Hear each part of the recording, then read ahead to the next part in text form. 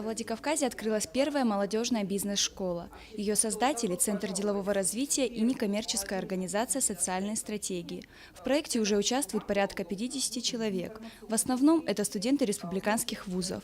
Критерий отбора всего один – желание к саморазвитию. Педагоги научат активистов из простой идеи сделать бизнес-план, покажут, как правильно оформить и реализовать проект. Занятия будут проходить в IT-парке «Алания». Курс продлится 2 месяца. По его окончании ребята получат сертификаты, которые в дальнейшем станут дополнением к их резюме. Основные занятия проводят специалисты нашего Центра делового развития и автономной некоммерческой организации социальной стратегии.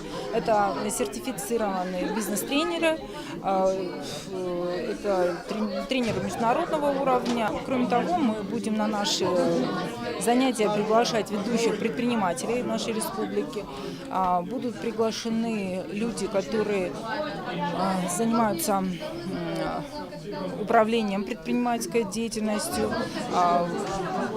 Мы будем приглашать представителей госорганов, которые занимаются и поддержкой предпринимательства. Так что у нас такая достаточно обширная программа предусмотрена для наших слушателей.